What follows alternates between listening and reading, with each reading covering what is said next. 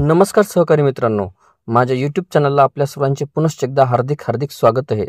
आपण जर सरकारी कर्मचारी किंवा पेन्शनधारक किंवा कुठेही शासकीय सेवेत नोकरीला असा तर ही खास बातमी मी आपल्यासाठी घेऊन आलेलो आहे। पण तत्पूर्वी आपण आमच्या चॅनलवर नवीन असल्यास चॅनलला निश्चितच सबस्क्राईब करा आणि बेल आयकॉनला प्रेस करून ऑल नोटिफिकेशन्स ऑन करा, जेणेकरून आपल्याला व्हिडिओचे सर्व नोटिफिकेशन्स सर्वात अगोदर हे प्राप्त होतील। प्रत्येक राज्यामध्ये किंबहुना केंद्राच्या वतीने सुद्धा कर्मचाऱ्याच्या अनुषंगाने काही महत्त्वाच्या नियमांची आखणी केलेली असते। अनेकदा हे नियम स्वीकारार्ह असतात, पण काही प्रसंगी मात्र या नियम आणि अटींवर अनेक जण नाराजीचा सूर आढळतात। सध्या नोकरीच्या ठिकाणी अशीच एक अट त्यांच्या अंमलबजावणीवरून वादंग माजला असून थेट न्यायालयापर्यंत हा वाद पोहोचलेला आहे, जिथे सरकारी कर्मचाऱ्यांना हादरवणारा निकाल उच्च न्यायालयाने दिलेला आहे। चर्चेत असणारा हा निकाल दिला आहे जयपूर उच्च न्यायालयानं। 2हून अधिक मुलं असणाऱ्या कर्मचाऱ्यांना नोकरीमध्ये बढती अर्थात प्रमोशन देण्याच्या राज्य शासनाच्या निर्णयावर जयपूर उच्च न्यायालयाने स्थगिती आणली आहे। इतकंच नव्हे तर कर्मचाऱ्यांना बॅकडेट प्रमोशन दिल्याबद्दलची कारणं सादर करत न्यायालयानं उत्तराची अपेक्षा ठेवली आहे।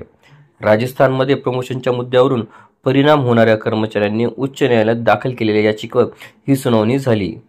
न्यायमूर्ती पंकज भंडारी आणि न्यायमूर्ती विनोद कुमार भारवानी यांनी राज्य शासनाच्या निर्णयावर अंतरिम स्थगिती आणत महत्त्वाचा निकाल सुनावला। 2001 मध्ये तत्कालीन राजस्थान सरकारचं एक नोटिफिकेशन जारी करत त्या माध्यमातून प्रमोशनच्या पूर्ततेसाठी 2 मुलांच्या मर्यादेची अट लागू केली होती। या योजनेअंतर्गत 1 जून 2002 नंतर 3ऱ्या मुलाचा जन्म झाल्यास त्या सरकारी कर्मचाऱ्याला नोकरीच्या ठिकाणी मिळणारी पदोन्नती किंवा प्रमोशन 5 वर्षासाठी थांबवण्याचा निर्णय घेण्यात आला।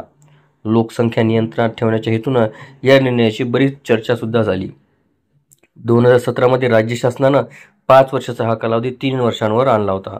दरम्यान 16 मार्च 2023 मध्ये राज्य शासनाने इथे एक नोटिफिकेशन जारी केलं, जिथं 2हून अधिक मुलं असणाऱ्या कर्मचाऱ्यांचं प्रमोशन थांबवण्यात आल्याचं सांगण्यात आलं होतं।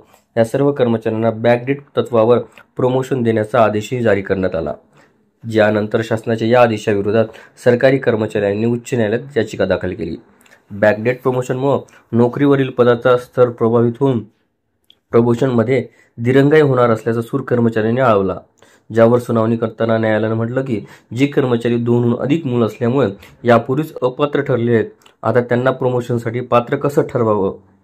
बॅकडेट प्रमोशन कायद्याविरोधात आहे, अतिशय स्पष्ट शब्दात उच्च न्यायालयानं हा निकाल देत राज्य शासनाला कार्य दाखवा नोटीस सुद्धा बजावली। आपल्याला व्हिडिओ आवडले असल्यास चॅनलला नक्कीच लाईक, शेअर आणि कॉमेंट्स करायला विसरू नका।